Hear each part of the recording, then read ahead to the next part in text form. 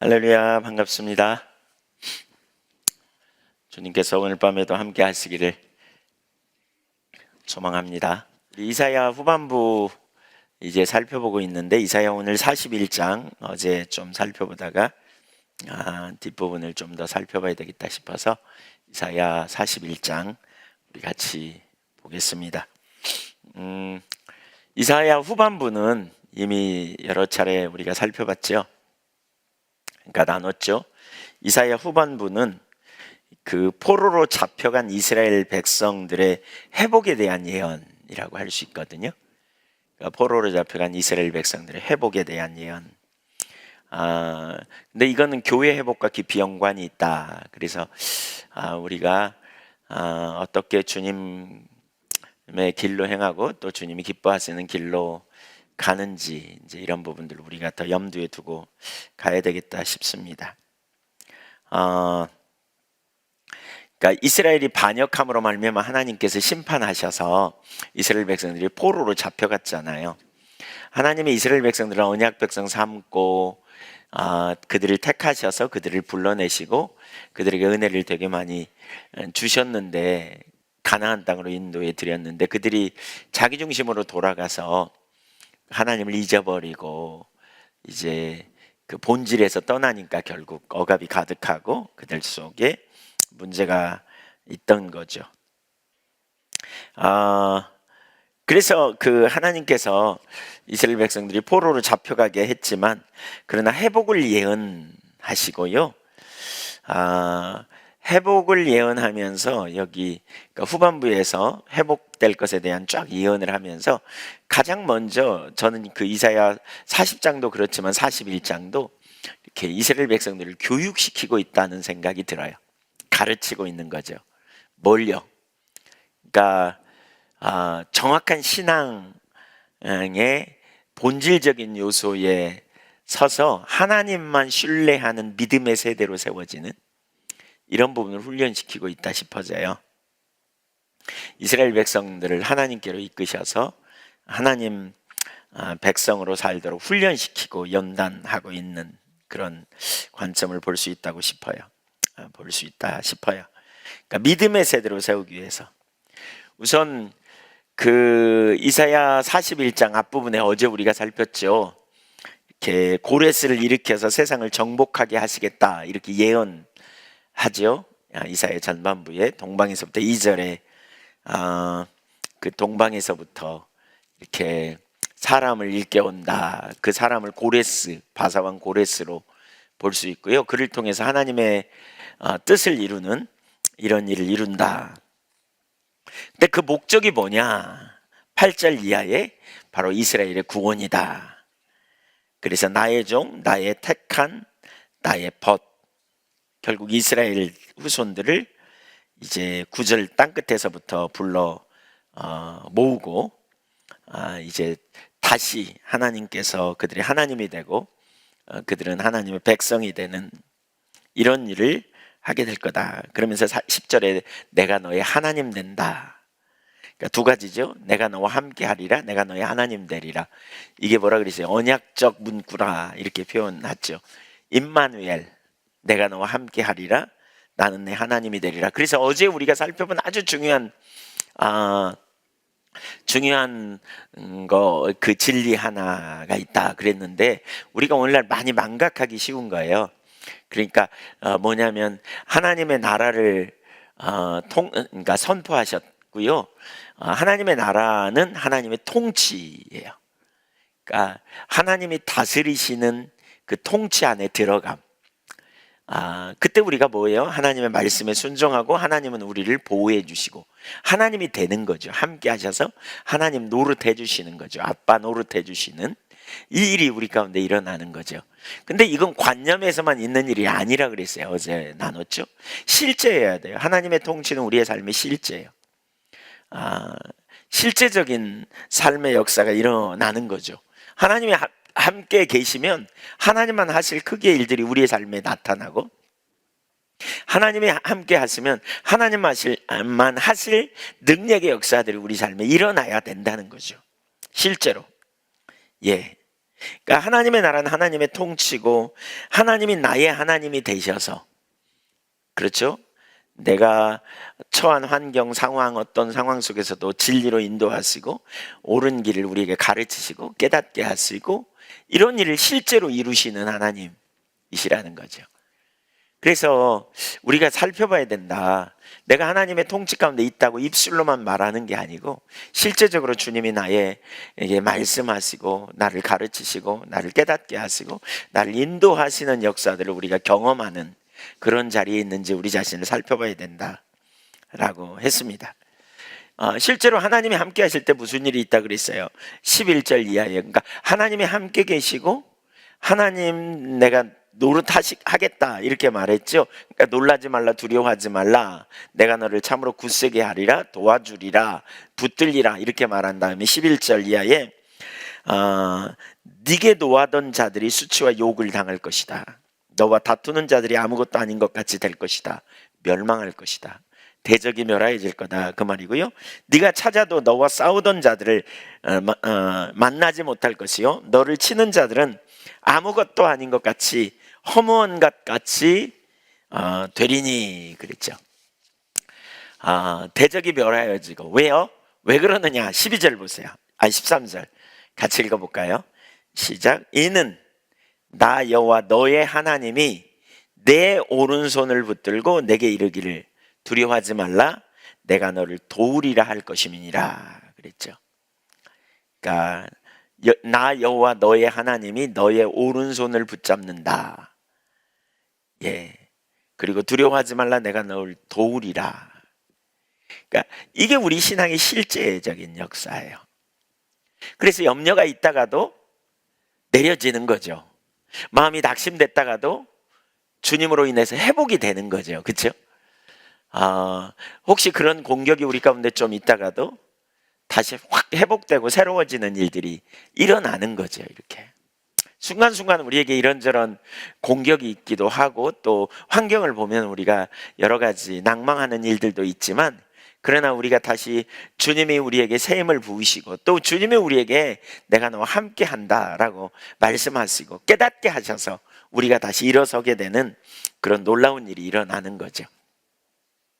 자, 이런 일들이 우리 가운데 일어나야 돼. 이게 실제예요. 이게 실제예요. 한마디로 우리가 참 연약하지만 그러나 주님이 우리와 함께 하심으로 그 일을 이루어요. 그러면서 14절 이하에서 이 가르치는 중요한 메시지가 있는데, 그러니까 믿음의 삶을 가르칩니다. 어제 13절까지 살폈는데 믿음의 삶.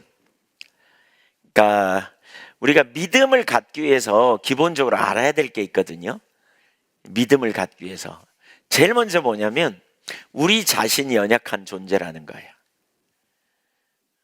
우리가 누군가를 의지하고 누군가를 신뢰하며 그분의 말씀을 듣고 순종하고 따라가려면 자기가 내려져야 돼요. 근데 자기가 내려진다는 건 뭘 의미할까요? 우리 자신이 얼마나 무능한지를 깨닫는 거죠. 우리 자신이 얼마나 한계가 있는가를 발견해야 돼요. 사실 그게 이제 십자가잖아요. 수도 없이 나누지만 십자가는 모든 인류를 고발한다 그랬어요. 왜냐하면 하나님께서, 우주를 창조하신 하나님께서 인류를 구원하기 위해 내신 유일한 처방이 십자가예요. 그 뭘 의미해요? 모든 인간이 죄인이어서 스스로 구원에 이를 수 없음을 선언하는 사건이죠. 십자가는 아무도 스스로의 능력으로 구원받을 수 없어. 그래서 하나님이 우리가 알기도 전에 자기가 아무리 잘났다고, 자기는 의롭다고, 자기는 괜찮다고 이렇게 떠드는 사람은 떠든다 할지라도 결국 스스로의 능력으로 구원받을 수 없기 때문에 하나님의 아들이 오신 거 아니에요? 그러니까 우리는 아들 안에서 사는 거죠. 아들 안에서 구원받고 아들 안에서 우리가 살아가는 거예요. 이 인간은 무지하고 무능하고 한계가 있는 인간인 거죠. 이걸 잘 모르니까 예수님을 못 믿는 거예요. 이걸 모르니까. 자기가 뭔가 좀 가졌다고 생각하고 자기가 뭔가 있다고 생각하고 자기가 뭔가 좀 됐다고 생각하는 자리에 있기 때문에 주님을 못 믿는 거죠. 예수님 당시에 그러잖아요. 예수님은 세리와 죄인들과 왔잖아요. 죄인들을 구원하게 오셨잖아요. 근데 바리새인들은 상대적인 의인의식을 갖는 거죠. 도토리 키재기예요. 이게 육체를 의지하는 거죠. 내가 좀 너보다 좀 율법도 더 지켰고, 내가 좀 너보다 열심히 살라고 노력했고, 내가 좀 말씀대로 살았고, 율법의 일제매력도 정말 다 안 지키려고 하지 않고 지키려고 얼마나 힘쓰고 했었어. 그러니까 내가 너보다 나어. 그런데 하나님 편에서 볼 때, 절대적인 하나님의 기준으로 볼 때는 도토리 키재기잖아요. 너나. 결국 그래서 뭐예요? 예수님이 오신 거죠. 그러면서 예수님 뭐라 그래요? 예, 나는 죄인을 위해 왔다 그러죠. 그러니까 바리새인들이 그럼 우리하고 상관없겠구나. 상관없는 게 아니죠. 자기들이 죄인인지 모를 뿐이죠. 그렇죠? 그러니까 교만한 거예요. 그러니까 무엇의식 갖는 거예요.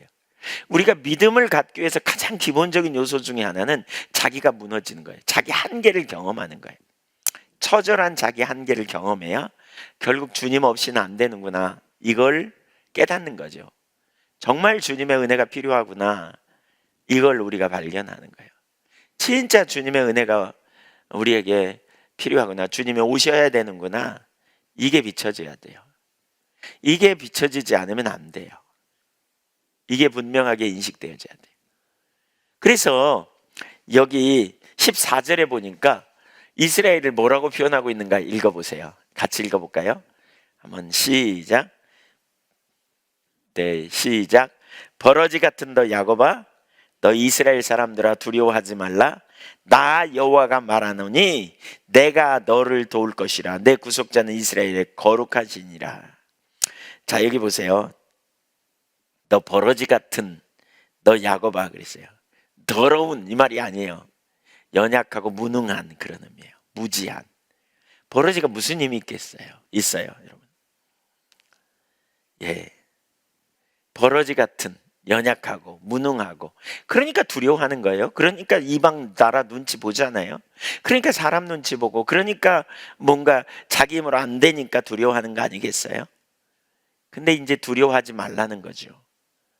예, 버러지에 비유한, 어쩌면 가련하고 보잘것없는 모습, 포로로 잡혀가서 형편없는 상황에 놓여 있는 처절한 무능함을 경험하는, 매질을 당하고 또 유프라데스 강둑을 쌓으며 운하를 만드는 작업을 하면서 흙을 나르고, 또 그 모습은 어쩌면 버러지처럼 이렇게 정말 내놓을 것 없는, 하나도 없는 그 형편에 놓여 있는.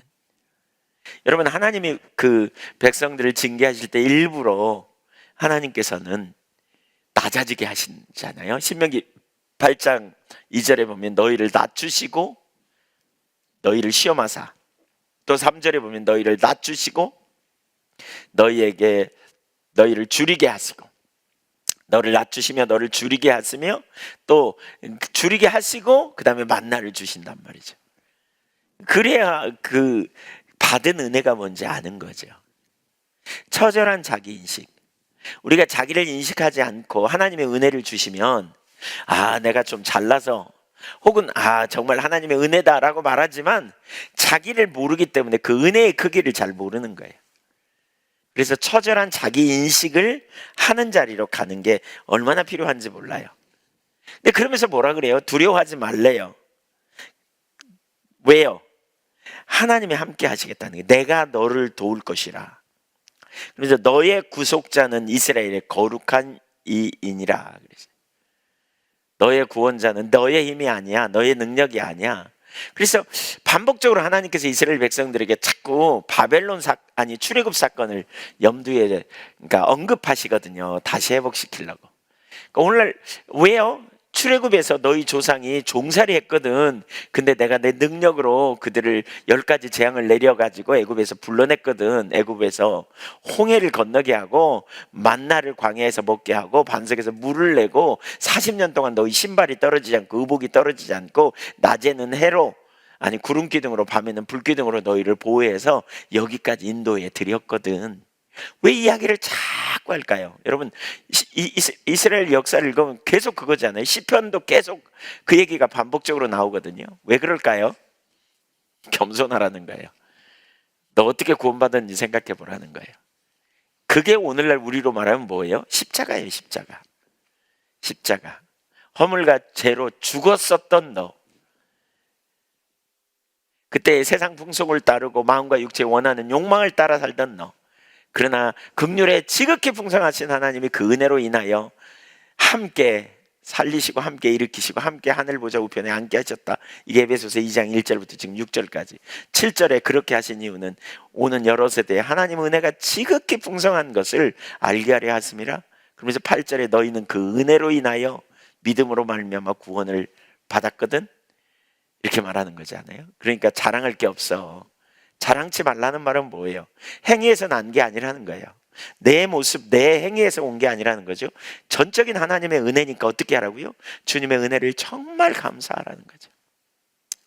여러분, 되게 중요한 게 우리를 믿음의 세대로 서는 거예요. 우리가 사실 이스라엘 백성들이 믿음이 있었나요? 자기 한계 아래에 있었지만 믿음이 없었어요. 처지를 그들은 인식했어요. 자기들이 무능하다고 생각했어요. 근데 자기를 무능한 자리에서 자기를 보호하는 법을 똘똘똘똘 배웠어요. 그래가지고 자기가 무능하기 때문에 나를 어떻게 보호할까, 여기에 굉장히 훈련돼서 자기를 변호하는 데 익숙했던 자리에 이스라엘 백성들이 있었거든요. 스스로 살 길을 마련하는. 근데 그러니까 처절한 자기 한계를 경험하는 데서만 끝나면 안 돼요. 여기 끝난 다음에 두 번째로는 뭐냐? 하나님을 알아야 돼요. 하나님을 알아야 돼요. 처절한 내 한계를 경험하지만 그 한계 속에서 우리를 구원해 내신 분이 하나님이시다. 나의 여호와는, 보라, 여호와는 나의 구원이시다. 이게 주제잖아요. 여호와가 나의 구원이시다. 여호와만이 나를 구원하신 분이다. 이걸 아는 게 중요해요. 하나님이 나의 구원이시라는 거예요. 예, 여러분, 자기 한계를 경험하면 사람들이 되게 두 가지 반응을 보여요. 하나는 뭐예요? 우울증에 걸리거나, 내놓을 게 없으면 죽음을 생각해요. 또 하나는요, 반대로 내가 연약하기 때문에 어떻게든지 내가 살아남아야 되겠네? 그러면 어떻게 살지? 그러면 속이고 빼앗고 거짓말하고 사기라도 쳐가지고 어떻게 해볼까? 자기를 보호하는, 변호하는 거죠. 거짓말하고 자기를 어떻게든지 해가지고 다 해보려고 인본주의적인 이성향. 근데 이게 아니죠. 항복해야 돼요. 주님 앞에. 내 힘으로 안 돼요. 그리고 두 번째 어디로 가야 돼요? 그러니까 하나님이 독생자를 아끼지 않고 내놓으셔서 내가 그리스도 안에 살도록, 그리스도를 통해 하나님이 나의 아빠가 되도록 인도하셨다는 거예요. 그러니까 내가 나의 미래를 보장하는 게 아니고 하늘 아버지께 맡기고 하늘 아버지의 길을 구하고 하늘 아버지가 필요를 채우시고 하늘 아버지가 우리의 변호사가 되시고 우리의 능력이 되시도록 계속 신뢰하며 가는 거죠. 한숨 쉬지 말고요, 여러분. 염려가 있거나 한계가 있을 때 하늘 아버지께 나아가는 거예요. 이 믿음의 세대야. 믿음의 세대. 그래서 뭐라 그래요? 네 구속자는 이스라엘의 거룩한 이시거든, 이 말이에요. 우리는 이 두 가지만 있어야 돼요. 처절한 나의 한계를 경험했어. 그런데 그런 나를 구원하신 하나님이 내 모든 앞날에, 그렇죠, 내가 유일하게 신뢰해야 될 분, 내가 따라야 될 분, 내가 그 하나님 나라와 영광을 위해 살아야 될 내 예배의 유일한 대상, 오직 하나님만이 나 유일한 예배의 대상이고 유일한 힘이 되시고 유일한 의가 되시고 유일한 능력이 되심을 인정하고 나아가는, 이게 우리 가운데 있어야 된다는 거예요. 2.3. 네, 그걸 우리에게 보이죠. 15절 16절 보겠습니다. 15절 16절 시작. 보라, 내가 너로 이가 날카로운 새 타작기계로 삼으리니. 여기 보십시오. 여러분, 너무 놀라워요. 버러지가 어떻게 새 타작기가 돼요? 버러지 같은, 버러지는 아니지만 버러지 같은, 건들면 꿈들 하는 정도지 뭘 해요. 그런 버러지 같은 이스라엘이 어떻게 새 타작기계가 돼요? 타작기계는 굉장히 강력한 힘이 있잖아요. 곡식을 떨어뜨리는, 날카로운. 어떻게 이렇게 한다고요? 거기에 누가 있어요? 내가 너로예요. 내가 너로. 하나님이 하시는 거예요. 그러니까 여러분, 강하고 담대한 이유가 여기 있어요. 우리가 우리 자신을 볼 때 움츠려들고요. 우리 자신을 볼 땐 약점이 보이면서 내가 사람들 앞에 말도 못해. 나는 능력도 없어. 나는 재능도 없어. 나는 아무것도 없는 것 같아. 내가 뭐래. 이렇게 움츠려든지 그만하라는 거죠. 하나님이 주시는 은혜, 하나님이 주시는 지혜, 하나님이 주시는 능력. 우리는 그 능력으로 살아가는 사람이에요. 여러분 좀 어깨를 피세요. 좀 여러분의 움츠렸던 거 좀 피세요. 당당하게 좀 피세요. 주님이 우리 아빠가 되셔서 우리에게 전략이 되시고 지혜가 되시고 능력이 되시고 힘이 되시는 거예요. 하늘 아버지가 우리와 함께해서 그러한 일을 이루시는 거예요. 주님이 우리와 함께 하시면, 예수님이 뭐라 그랬어요? 내가 곧 길이라 그랬잖아요. 길, 진리라 그랬잖아요. 고린도 전서 1장 30절에 예수는 하나님께로 나서 우리에게 지혜와 의로움과 거룩함과 구원함이 되신다 그랬잖아요. 우리가 그분의 능력을 힘입어 살아가는 거예요. 여러분 움츠려들지 마세요. 뭐 가진 거 없다고 움츠려들지 마세요. 여러분 무력하다고, 무능하다고, 지혜가 없다고 움츠려들지 마세요. 주님 안에서 하나님의 약속이 얼마든지 예가 된다 그랬어요. 빌립보서 4장 13절 너무나 많이 외우죠. 주소 붙이면서 외우잖아요. 그 말의 의미가 이거 아니에요? 내게 능력 주시는 자 안에서 내가 모든 걸 할 수 있다. 왜? 하나님이 나를 인도하실 때 내가 능치 못함이 없다. 그분이 나를 보내시고, 하나님이 나를 보내시고, 하나님이 나와 함께 하시면 때를 따라서 없는 은혜를 주시고, 필요를 채우시고, 전략을 주시고, 지혜를 주시고, 능력을 부어주실 거예요. 믿으세요? 하나님이 나와 함께 하시면 이게 강력한 능력이에요. 우리가 예수를 믿으면서도 사실 이 믿음이 있어야 돼요. 나는 아무것도 없지만 주님이 나와 함께 계시면, 주님이 가라 하면 가는 거예요. 왜냐하면 주님이 가라 그러시는데 주님이 우리와 함께 가지 않고 너 혼자 가라 이런 말 아니시잖아요. 어느 아침인가 제가 참 의기소침이 됐어요. 의기소침이 됐어요. 뭐가 돼 보이지도 않고, 또 교회의 사역이 많아지면서 사실 이렇게 어떤 때는 이렇게 좀 헌신이 더 필요하거든요. 사실 그냥 이렇게 그냥 맡겨놓고 나는 뒷짐지고 이런 생각 가지면 우리 참 어려워요. 어떤 때는 야 이래갖고 뭐가 될까 이런 생각이 가끔 들어요. 그래서 그날 아침도 일어나서 제가 마음이 참 의기소침 되더라고요. 근데 갑자기 그런 생각이 들었어요. 하나님이 함께 하시는데, 하나님이 우리와 함께 하시는데, 근데 이런 일이 한두 번이 아니에요. 개인적으로 환경을 보면 좀 의기소침이 되고요, 뭐 잘 안 되는 것 같고요, 스트레스가 확 오고요, 도망가고 싶은 생각이 들 때가 있어요. 그냥 솔직한 고백이에요. 어떤 때는. 근데 주님이 함께 계시는데 뭐, 주님이 앞서가시지. 사실 말 나온 김에 나누면 우리 한교회 성도님들 더 이렇게 참 어려운 시기고 우리 얼굴도 못 보고 가면서 제가 그런 생각이 드는데, 우리가 여러 가지 주님이 앞서가시면서 이루시는 사역, 요양원도 그렇고 또 여러 가지 사역들, 우리 학교 선교원도 마찬가지고요. 네, 이런 일들 그냥 뭐 누군가 알아서 하겠지 이러면 절대로 못 갑니다. 절대로 못 갑니다. 진짜 여러분 마음을 같이 하셔야 됩니다. 어떤 때는 그런 생각이 들어요. 이래갖고 뭐가 되겠나? 막 그런 생각이 들어요. 이렇게. 근데 한편으로 주님 바라보면요, 또 소망이 팍 부어져요. 주님 바라보면 또 그래 주님이 하시지, 주님이 하시는 거지, 이런 생각이 올라와요. 주님이 능력이시지. 여기 그랬잖아요. 내가 너로 이가 날카로운 새 타작기로 삼으리니. 여러분 움츠려들지 마세요. 여러분 낙담하는 거요 내려놓으세요. 염려 맡기세요. 우리가 할 일은 부지런히 주님 찾고요. 주님이 우리와 함께 하시면 된다니까요. 그리고 우리는 주님의 말씀을 쫓아가는 거예요. 주님이 우리와 동행하실 때 주님께서 전략을 주시고 길을 내시고 능력을 부으시고 역사하신다니까요.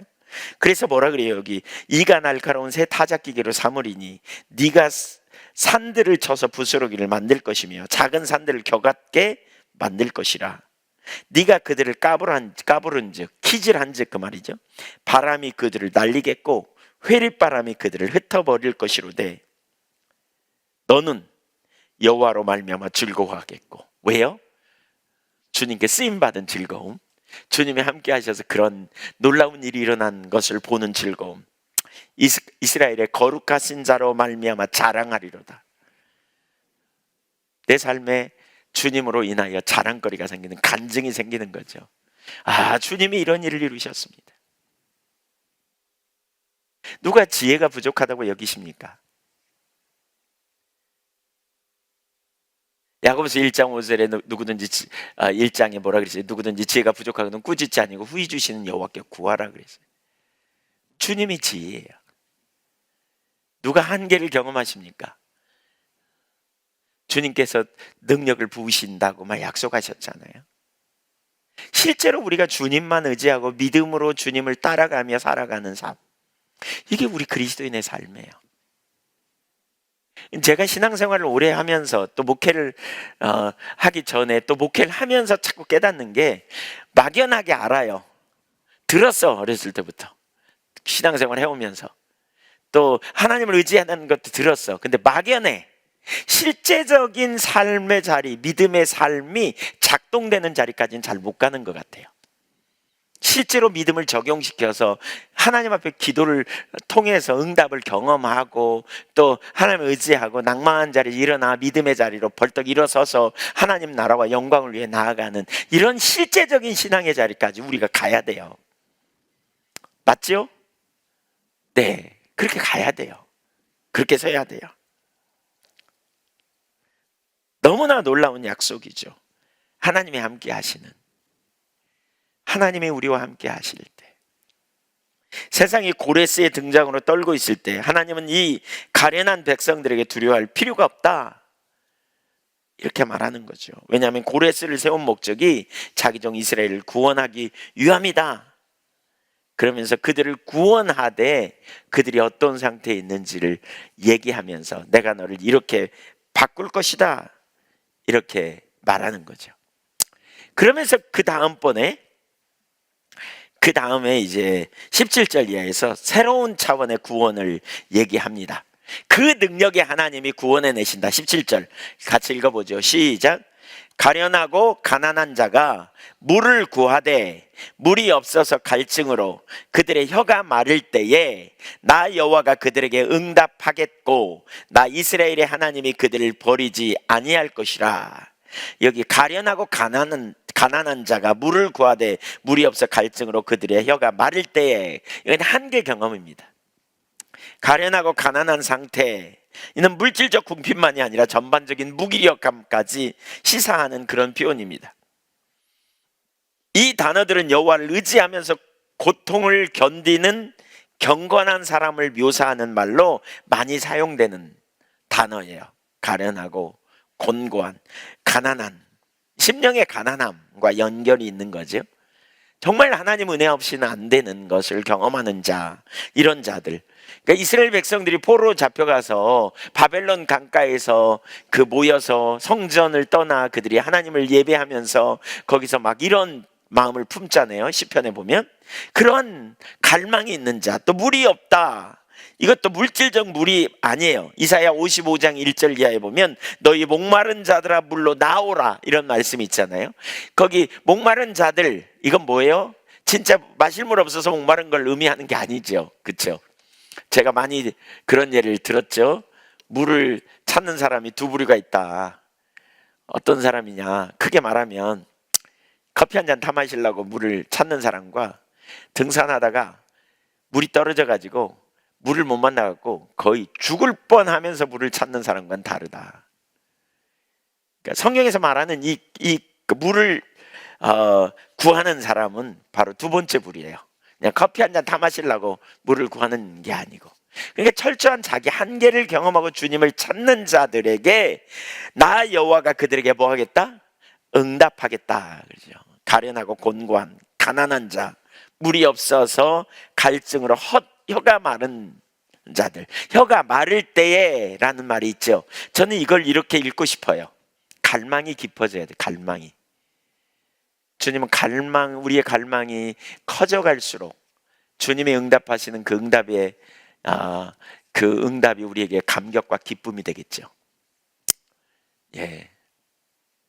주님을 향한 배고픔이 더 커지는 거죠. 주님을 알기 원하는, 은혜를 사모하는 열망이 더 커지는 거죠. 네, 그 헛것이 아니에요. 하나님의 임재, 하나님이 오셔야 된다, 하나님 은혜 아니면 안 된다, 이런 갈망과 사모함을 가지고 주님 앞에 열망을 하며 나아가는 이런 자세가 우리에게 필요해요. 그때 뭐라고요? 여호와가 그들에게 응답하겠고 나 이스라엘의 하나님이 그들을 버리지 아니할 것이라. 여러분 기억하세요. 예, 심령의 가난한 자, 그렇죠? 의에 줄이고 목마른 자, 하나님 버리지 않아요. 응답하신다니까요. 하나님은 어떤 자들의 예배를 응답하신다고요? 무릇 심령이 가난하고, 이사야 66장 2절에 무릇 심령이 가난하고 무릇 마음이 가난하고 심령이 통회하며 내 말로 인하여 떠는 자 그를 내가 돌보려니와 그랬어요. 예, 마음이 가난하고 심령이 통회하는 자, 예. 그리고 주님의 말씀을 듣고 떠는 자, 말씀 앞에 겸손함으로 서는 자, 그 사람을 주님이 찾으세요. 여호와를 기다리는 자는 바로 그런 자예요. 우리 안에 주님의 임재를 향한, 은혜를 향한, 주님이 함께 하시는 동행을 향한 사모함이 있어야 돼요. 그런 사모함. 어제도 나눴죠. 아침에 일어나면 안경 쓴 분이 제일 먼저 안경 찾는 것처럼. 안경 없으면 안 보이니까. 등산하다가 물이 없어, 사막에서 물이 없어, 물을 찾는 것처럼 그렇게 주님을 갈망하는 기다림, 이게 앙망하는 거고요. 이런 시간이 깊어질 때, 어느 때에 주님은 결국 응답하신다는 거예요. 여러분, 주님의 은혜를 경험하기 원하시면 그런 갈망을 가지고 지속적으로 하나님 찾아보세요. 그렇게 찾는 사람은 적어도 하나님이 큰 은혜를 부으세요. 계속 그런 은혜를 부으세요. 하나님, 저에게 큰 은혜를 부어주세요. 하나님, 제가 하나님 갈망하고 사모해요. 주님 임하여 주세요. 이대로 내버려 두지 마세요. 이런 열정과 사모함을 가지고 주님 앞에 여러분 나가세요. 네. 그래서 하나님께서 18절 이하를 보세요. 계속 여기 뭐라 그랬는지 보세요.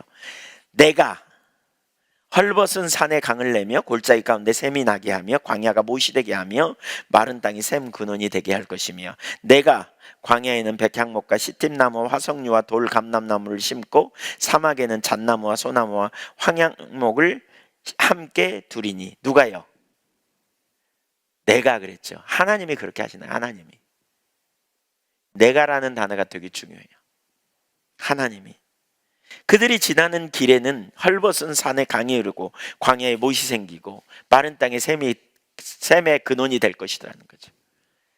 전에 광야였던 곳에 백향목, 시틴나무, 화석류, 감람나무가 심겨질 것이고 사막에 잣나무, 소나무, 황양목이 자랄 것이다.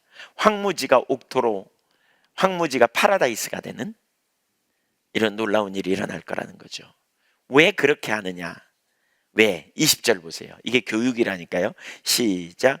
무리가 보고 여호와의 손이 지은 바요 이스라엘의 거룩하신 이가 이것을 창조하신 바인 줄 알며 함께 헤아리며 깨달으리라. 이게 목적이에요.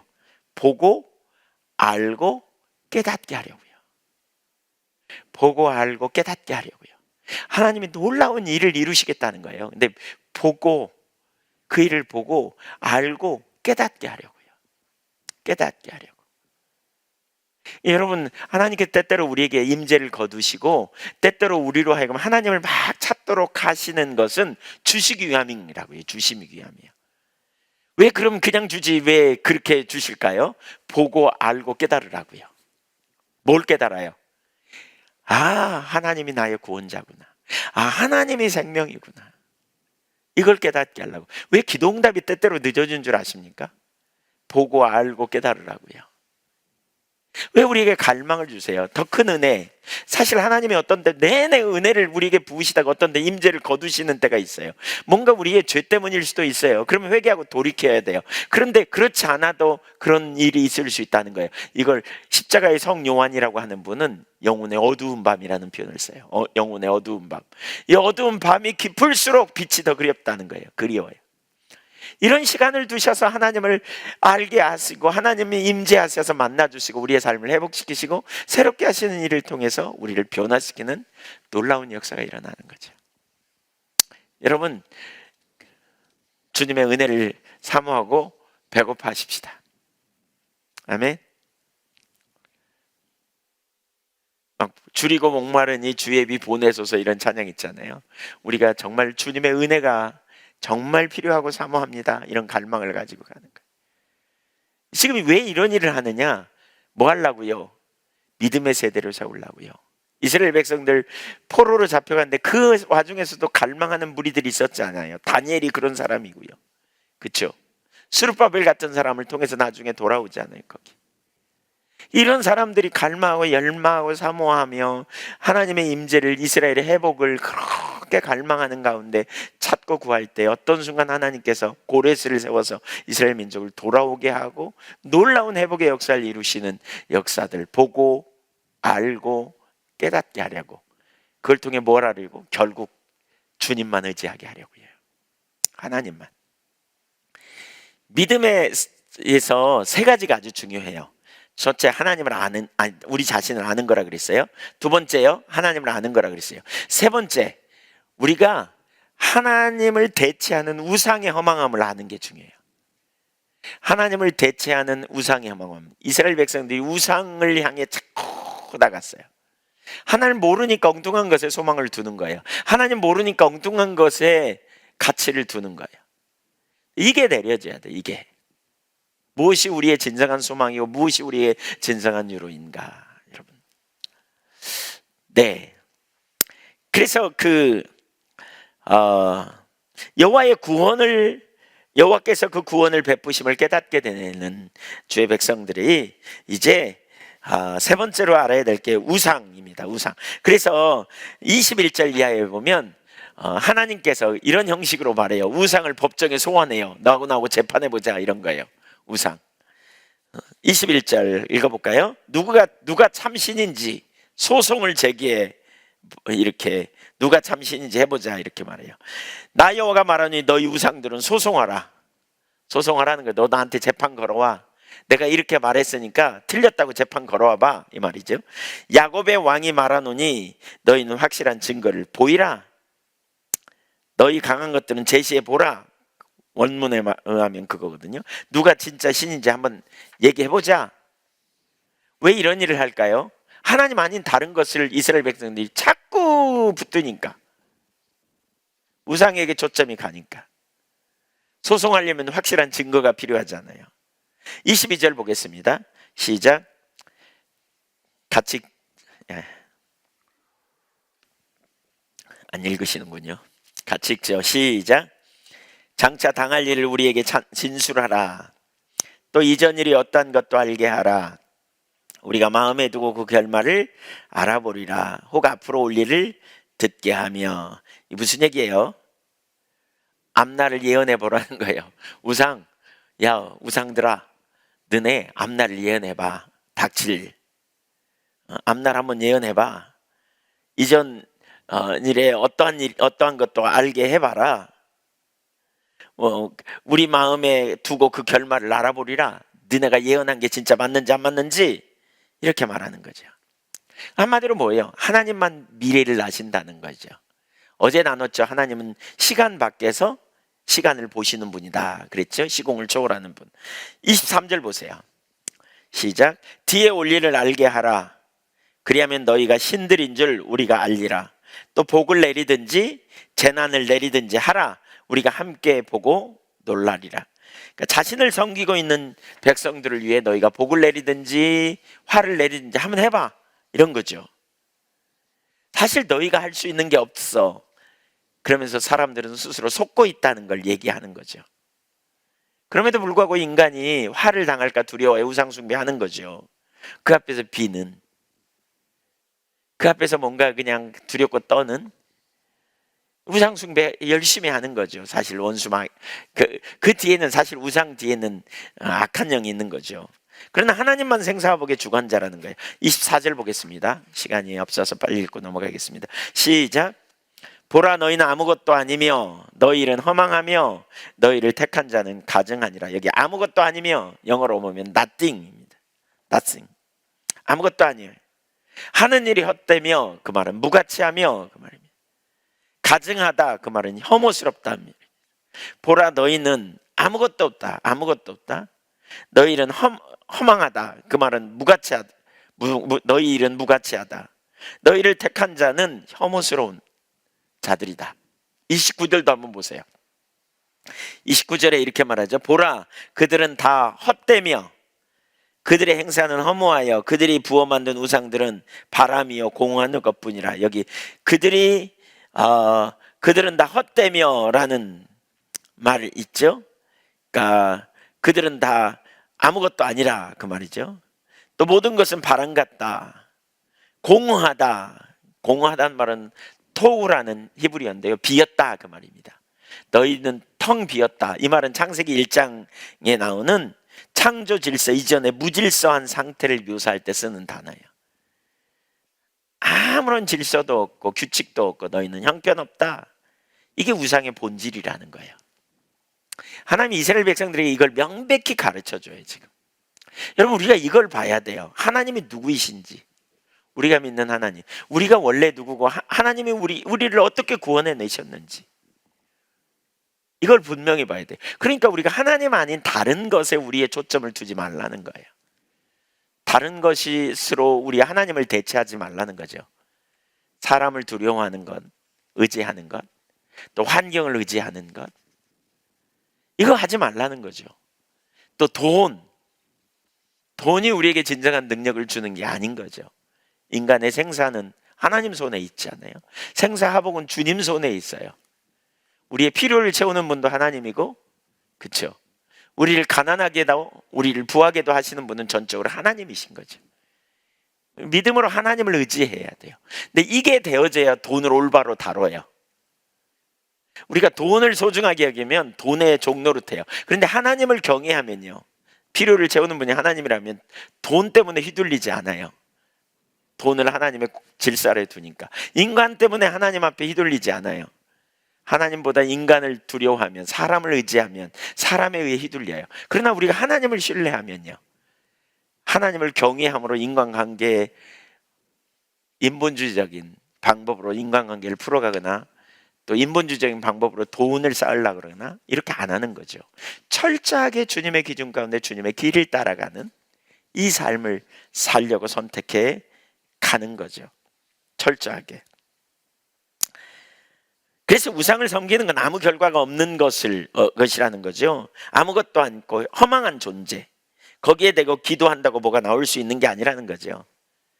그래서 이스라엘아, 너 우상 바라보지 마 그러는 거죠. 지금 회복을 가르치면서 이걸 이제 계속 지금 말씀하시는 거예요. 그러면서 좀 더 볼까요? 하나님이 법정 진술을 해요. 25절. 내가 한 사람을 일으켜 북방에서 오게 하며, 누굽니까? 고레스입니다. 그러니까 소아시아 지역을 점령한 다음에 바벨론으로 남하하여 공격에 오기 때문에 북방에서 온다 이렇게 표현했는데, 실제로 고레스가 정복한 경로를 따라 북방에서 오게 하며 내 이름을 부르는 자를 해 돋는 곳에서 오게 하였나니, 이 동방에서 오게 했다 그 말은 고레스는 그 페르시아 사람이어서 동방에서 온다는 말이 맞아요. 그가 이르러 고관들을 석회같이 토기장이가 진흙을 밟음같이 하리니, 이렇게 철저하게. 누가요? 내가 이 사람을 세울 거다. 역사의 주관자, 역사에 일어나는 사건도 하나님이 세운다는 거죠. 지도자도 하나님이 세우고 승리케 하는 분도 하나님이고, 철저하게 하나님이시다. 하나님이. 26절 누가 처음부터 이 일을 알게 하여 우리가 알았느냐? 누가 이전부터 알게 하여 우리가 옳다고 말하게 하였느냐? 알게 하는 자도 없고 들려주는 자도 없고 너희 말을 듣는 자도 없도다. 이렇게 예언한 누가 이렇게 예언하고 누가 이를 성취하느냐? 하나님이라 그 말입니다. 우상이 고레스에 대해 말하더냐? 아니라는 거죠. 오직 하나님뿐이시다. 그러면서 예루살렘의 회복 27절, 내가 비로소 시온에게 너희는 이제 그들을 보라 하였노라. 내가 기쁜 소식을 전할 자를 예루살렘에 주리라. 우리말 개정은 좀 어려워요. 표준 세번역 보면 이렇게 말하고 있어요. 나 주가 비로소 처음부터 시온에게 알렸다. 이런 일들을 보아라 하고 말하였다. 내가 기쁜 소식을 전할 사람을 예루살렘에 보냈다. 그러니까 고레스를 하나님께서 보내셨다. 그러니까 고레스를 통해서 회복할 일을 보아라. 이렇게 말하고 있다는 거죠. 하나님이 하신 거죠. 그러면서 결론으로 다시 한번 얘기해요. 내가 본즉 28절 29절 한 사람도 없으며 내가 물어도 그들 가운데 한 말도 대답할 좋은 자가 없도다. 누가요? 우상이에요. 우상이 미래에 대해서 한 말도 못하고 고레스가 오는 것에 대해서 하나도 말하는 자가 없었다는 거예요. 그러면서 28절 내가 우상들을 둘러보았다. 그들 가운데 그러니까 보라 그들은 다 헛되며 그들의 행사는 허무하며 그들이 부어 만든 우상들은 바람이요 공허한 것뿐이니라. 아무런 능력이 없다. 무엇이 네가 의지해야 될 바인지 보라라고 말하고 있어요. 여러분 가만히 생각해 보세요. 자, 믿음이 뭐라고요? 우리 자신을 그만 보는 거예요. 우리는 무능하다. 우리는 버러지 같다. 바울의 표현에 의하면 선한 것이 없다. 하나도 없다. 예, 그렇죠? 예. 정말 연약하다. 또 사도 바울의 표현에 의하면 내가 연약한 그때 내가 연약하다.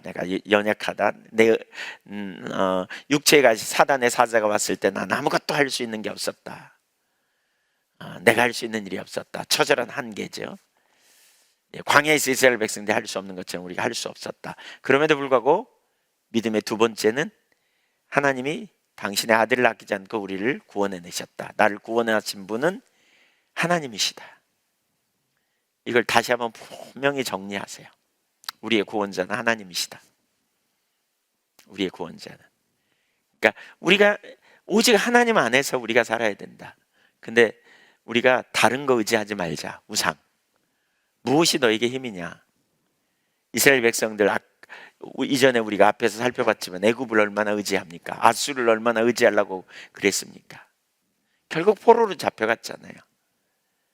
또 해서는 안 될 금송아지 만들어 놓고 또 온갖 거기 바알과 아세라 신상 섬기기도 하고 우상 섬기는 일 막 했잖아요. 우상은 어떤 형상만이 아니에요. 지금 애굽도 우상일 수도 있고 아수르도 우상일 수도 있고, 그렇죠? 오늘날 우리로 말하면 어떤 힘, 어떤 권력, 어떤 사람, 또 돈, 이런 게 다 우상일 수 있어요. 이거 내리라는 거예요. 적용해 볼까요? 여러분, 우리가 하나님을 의지한다면 지금 한계의 순간에 어떻게 되겠지? 우린 그러고에 있으면 안 돼요. 우리가 어떤 어려움을 경험한다면 내 안에 능력이 없음을 인식하고 주님을 향해 나가야 돼요. 적극적으로 주님을 향해 은혜를 구하고 주님을 찾고 주님의 임재를 갈망하고 사모하고 나가야 돼요. 적극적으로. 낙마하거나 좌절하지 마세요. 또 여러분이 진짜 믿음의 사람이라면 하나님 아닌 다른 것에서 대안을 찾으려는 걸 내리는 거예요. 다른 것에서 대안을 찾는 게 뭐예요? 내가 스스로 살 길을 찾으려고 하는, 그게 인본주의죠. 거기서 대안을 찾는 거죠. 거기서 대안을 찾는 게 우상이에요. 사람일 수도 있고 돈일 수도 있고, 인간적으로 내가 뭔가 내 억울함을 풀어보려고 인본주의적인 방법으로 뭔가 여러 가지 생각을 궁구하는 것, 내리는 거죠. 주님이 나의 피난처, 주님이 나의 상급, 주님이 나의 도움, 주님이 나의 능력, 그 삶으로 실제로 우리가 나가야 돼요. 겸손함으로 그렇게 나가십시오. 주님이 여러분에게 아빠 노릇 해주신다고 하셨어요. 내가 너를 도우리라고 하셨어요. 내가 너와 함께 하리라고 하셨어요. 주님을 의지하시겠습니까? 스스로 사시겠습니까? 주님을 힘 삼고 능력 삼고. 저는 이런 우리 코로나 상황에 진짜 하나님의 임재를 구하고 개인적으로 그 임재 안에 살고 또 한계 아래에서 하나님이 우리를 이끄시는 응답을 경험하고 또 하나님의 도우시는 손길을 실제로 경험하고 나가는 그런 기회가 되기를 소원합니다. 그래서 어떻게 해요? 보고 알고 깨달아서 믿음의 세대로 세워지는 거죠. 전에 나눴죠? 업그레이드 돼야 된다고요. 하나님은 은혜로 우리를 구원해 내셨지만 그 다음에 왜 하나님이 우리를 시험하실까요? 왜 시험하세요? 믿음의 세대로 세우려고 그러는 거예요. 그래서 하나님이 시험할 때는 은혜를 거두신다 그러잖아요. 은혜를 거둬보니까 말씀대로 사는지 안 사는지 봤더니 획가닥 뒤집어지는.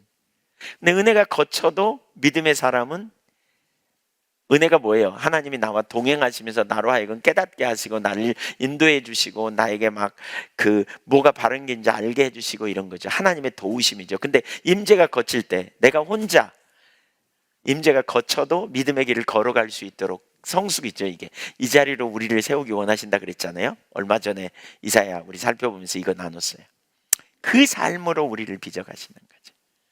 옆에서 누가 말해줘야 되는 게 아니고 성령님이 우리 가운데 말해주시고 깨닫게 하시지만 꼭 그렇지 않아도 우리가 살 수 있는 세대로 세워지도록 이렇게 당연히 우리는 성령이게 그리고 그게 내려져야 언제나 성령님 앞에 문제 가운데 있을 때 찾아나가는 겸손함의 삶이 되고요.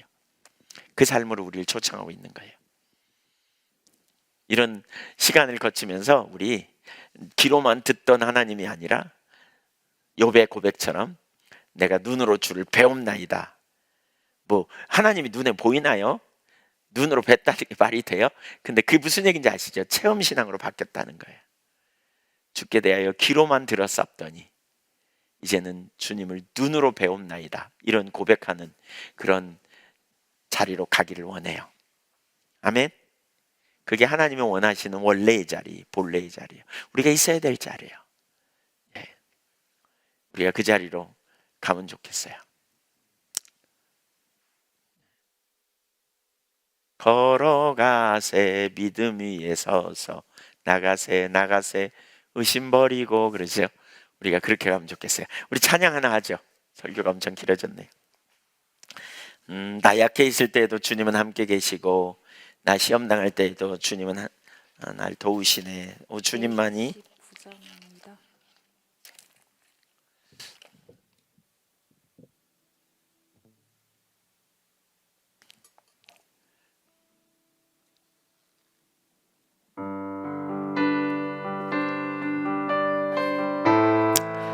지속적으로 우리가 말씀의 토대에서 하나님 찾는 시간 계속 갖기 원하고요. 말씀을 나누면 참 유익인 게 그거더라고요. 말씀을 통해 하나님이 누구인지 알잖아요. 그 앞에 우리 자신을 세우고 겸손하게 세우고 인격적인 주님을 믿음으로 바라보고 이렇게 우리가 가기 원해요. 같이 찬양하죠.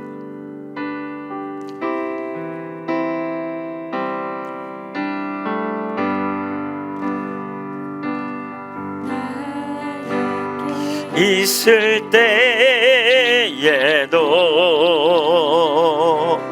주님은 함께 계시고 나 소망 잃을 때에도 주님은 내게 오시네. 시험 당할 때에도 주님이 지켜주시고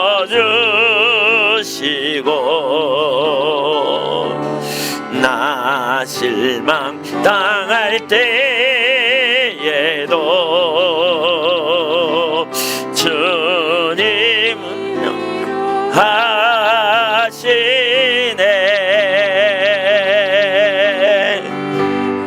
주님만이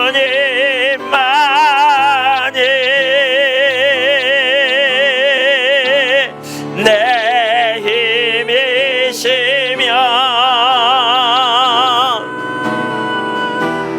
오 주님만이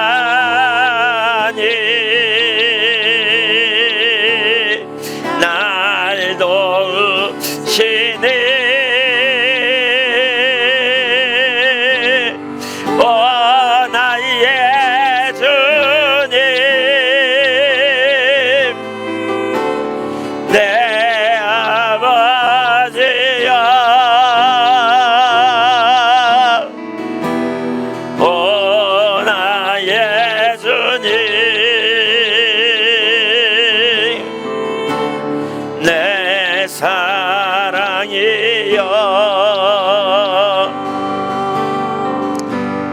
주님만이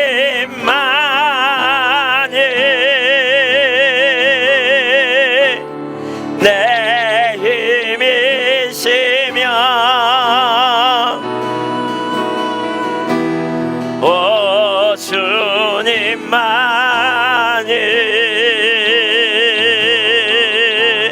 날 도우시니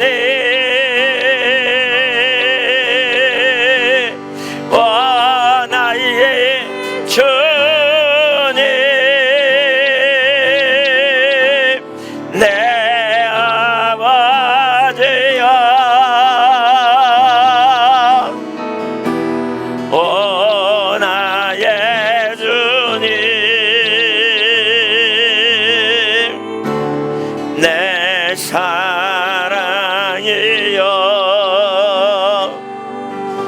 130번 우리 한 번 더 하죠. 나의 기도.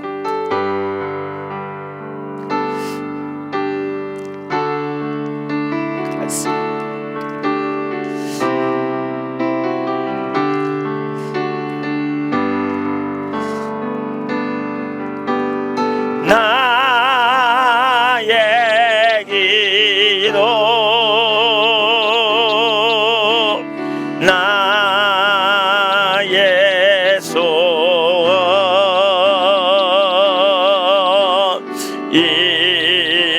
일생 동안 날마다 주여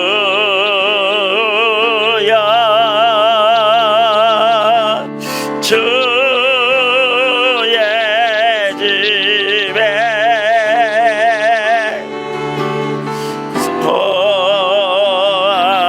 보면서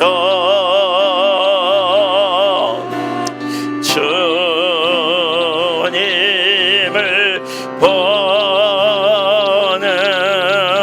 것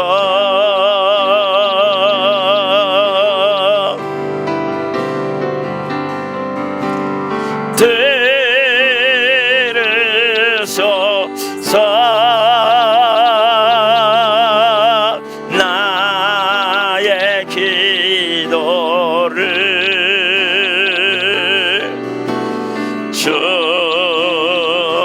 얼굴을 감추지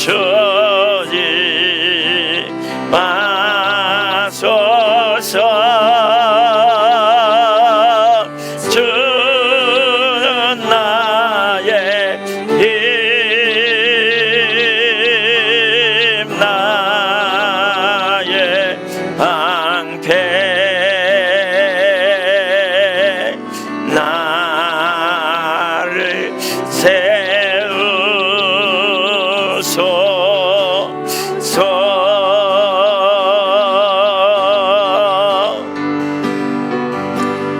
나의 기도 나의 소원 주 보는 것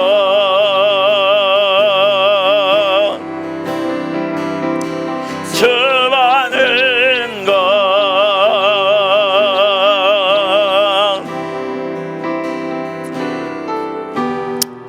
우리 하나님 앞에 같이 기도하는 시간 갖겠습니다. 하나님께서 이스라엘 백성들을 믿음으로 훈련시키신다. 그걸 좀 우리가 잘 생각해 보면 좋겠다 싶어요. 회복이 되려면 반드시 믿음의 세대로 세워져야 되는데 우리는 어떤 자리에 있는지 이 부분 생각해 보고, 우리가 혹시 하나님을 신뢰하는 믿음의 자리에 있지 않고 불순종의 자리에 있다면 그런 영 회개하고 우리가 믿음으로 하나님 바라보고 정말 순전한 마음으로 하나님 신뢰하고 나아가는, 오직 주의 얼굴을 구하고 주님의 임재를 갈망하고 사모하며 나가는 그런 주의 종들로 우리가 서기를 원하고요. 아닌 부분 회개하고 끈질기고 그리고 또 사모하고 갈망함을 가지고 배고픔을 가지고 주님 자신을 찾고 구하는 자리에 나가는 그런 시간 우리 갖기를 원합니다. 같이 기도하겠습니다. 할렐루야. 우리 아버지 하나님 은혜와 사랑에 감사합니다. 오 할렐루야. 아버지 하나님, 그렇습니다. 하나님 아버지, 우리의 처지를 분명히 인식하고 믿음으로 주님을 의지하고 하나님만 경외함으로 믿음으로 나아가는 주의 종들로 되기를 원합니다. 아버지 하나님, 그렇습니다. 하나님이 우리의 구원이요 하나님이 우리의 능력이시고 하나님의 함께 하심으로 우리가 여기까지 왔고 우리를 구원하신 하나님의 은혜로 저희가 여기까지 인도하심을 받게 됨을 인하여 감사하며 주님 은혜 아래 더 새롭게 되기를 원하며 주님의 임재 가운데 온전히 붙들림 받아 나가기를 원합니다. 하나님 아버지, 믿음이 없이 하나님 아버지 형식적인 신앙에 머물러 있지 않은지 저희 자신들을 보게 하시고 진리의 길로 생명의 길로 능력의 길로 오직 하나님께 붙들림 받아 담대함을 가지고 나아가도록 은혜를 더하여 주옵소서. 우리 주님 주시는 은혜와 능력 아래 붙들림 받기를 원하며 하나님께 영광이 되는 능력 있는 삶의 자리로 나가기를 간절히 갈망하오니 크시고 놀라우신 은혜로 채우시고 하나님께 영광이 되도록 인도하여 주옵소서. 할렐루야. 우리 하나님 아버지 감사합니다. 영광 받아 주시옵소서. 크시고 놀라우신 은혜로 채워 주시옵소서. 아버지 행하신 놀라운 역사를 보기를 원하고 아멘. 주님 주신 은혜와 능력 가운데 붙들림 받아 나가기를 원합니다. 우리 아버지 하나님 은혜로 함께하여 주옵소서. 주의 공급과 주의 능력과 주의 자원과 주의 은혜와 주의 생명 안에 붙들림 받아 나가기를 원합니다. 할렐루야. 하나님 영광 받아 주시옵소서. 아버지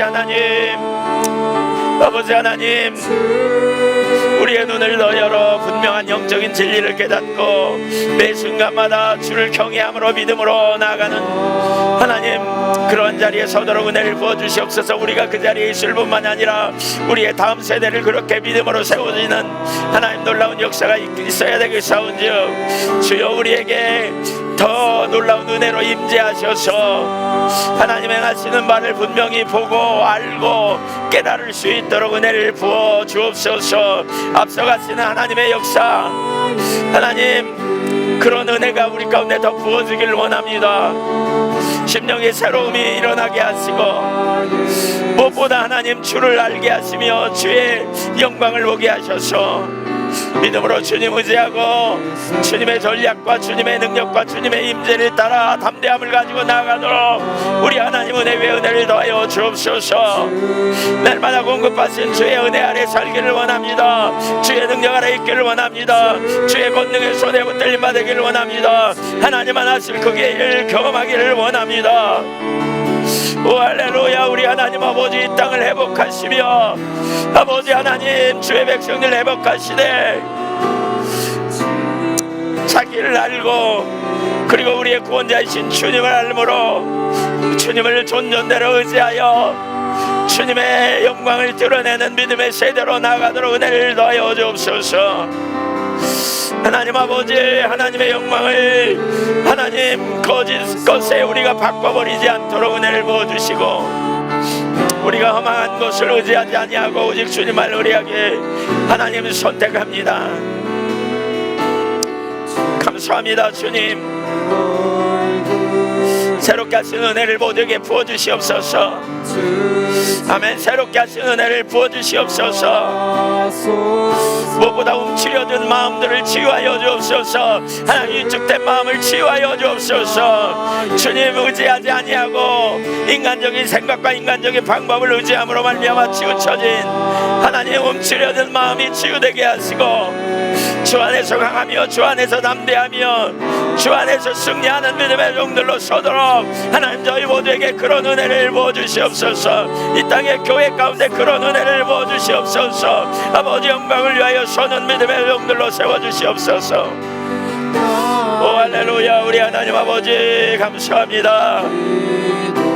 하나님 아버지 주께 대하여 귀로만 듣는 신앙이 아니고 믿음으로 보며 믿음으로 행하며 믿음으로 주를 따르며 주님 안서 담대함으로 나가도록 인도하여 주옵소서. 하나님 빛을 비춰주셔서 이 땅의 교회들이 이 땅의 주의 백성들이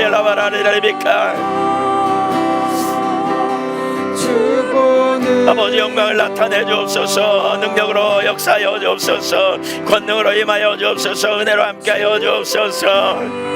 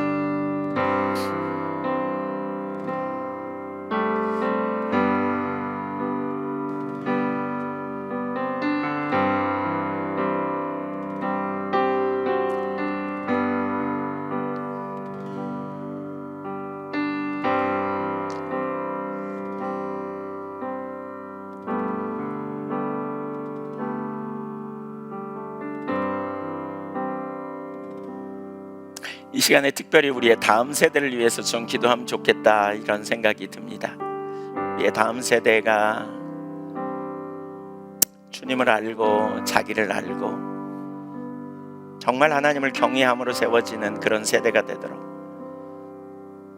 여러분의 자녀들을 위해서 기도해 주셔도 좋을 것 같고요, 기도하셔도 좋을 것 같고요.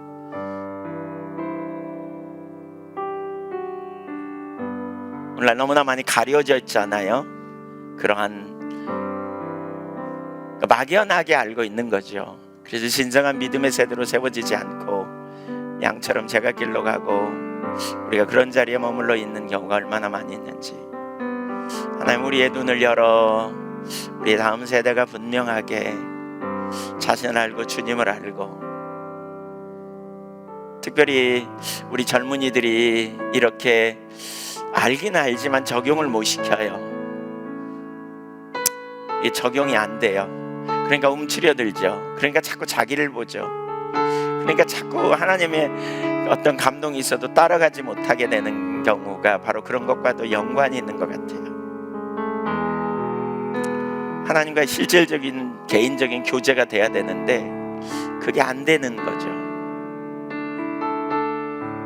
그런 영역에서 우리 주님 우리 가운데 은혜를 부으시고 또 빛을 비춰달라고 우리 다음 세대를 위해서 한번 같이 기도하는 시간을 가지면 좋겠습니다. 여러분의 자녀들을 위해서도 같이 기도하시고요. 또 우리 청년들을, 학생들은 자신을 위해서도 하나님 그런 은혜를 부어달라고, 또 우리 가운데 우리 세대에 그런 은혜를 부어달라고 이렇게 기도하시면 좋겠어요. 같이 기도하죠. 할렐루야. 우리 아버지 하나님, 다음 세대를 위해 저희가 간절히 간구하고 또 구합니다. 아버지 하나님, 믿음의 세대로 세워지도록 은혜를 더하여 주옵소서. 영광으로 임하여 주옵소서. 아버지 하나님, 열등의식과 하나님 낮은 자존감에 헤매이는 일이 없도록 은혜를 부어주시고, 주님 안에서 참된 강함과 주님 안에서 참된 능력과 주님 안에서 참된 소망과 주님의 임재와 주님의 능력 아래 주님의 의로운 손에 붙들림 받도록 은혜를 더하여 주옵소서. 아멘. 할렐루야. 하나님 감사합니다. 오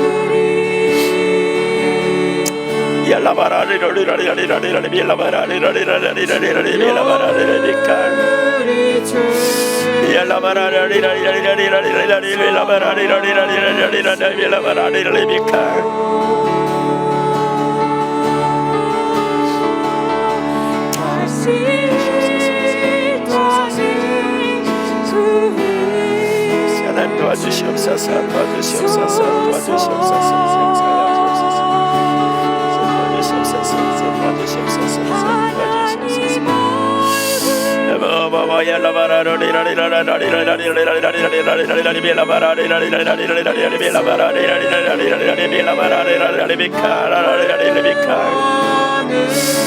할렐루야 바바 바바 야라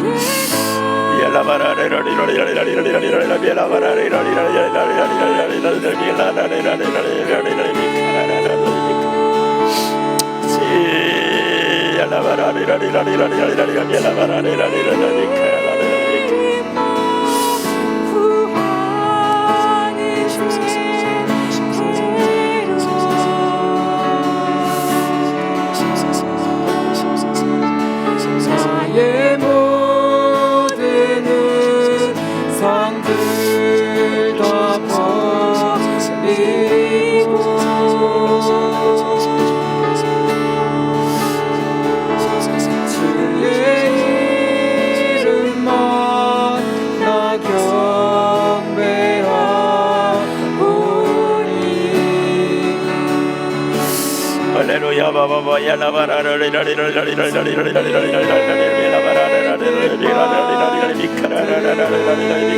주의 백성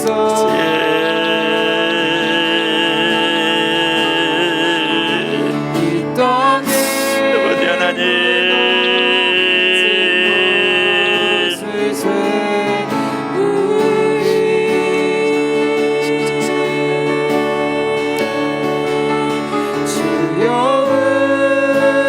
죄를 용서하시고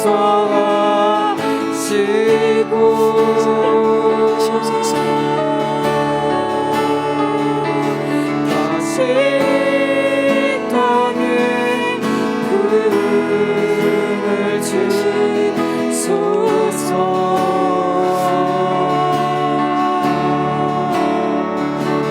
다시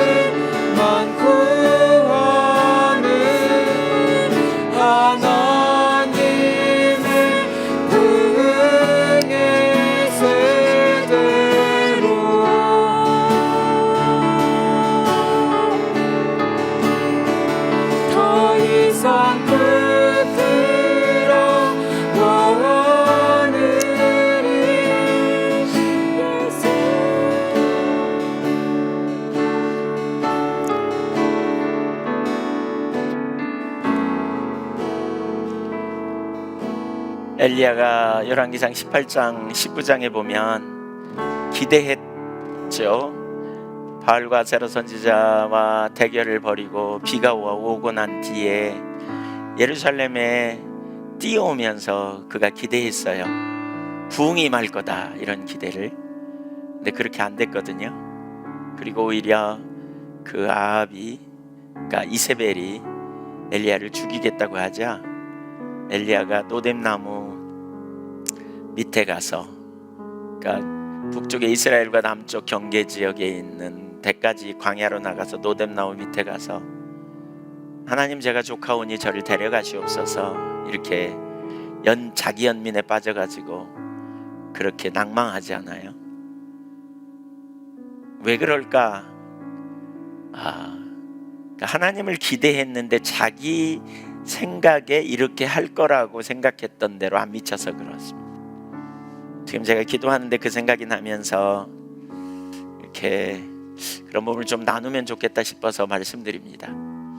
우리가 주님 따라가면서 또 기도하면서 내 예상대로, 내 예측대로 안 될 때 우리는 그때 실망하고 낭망하거든요.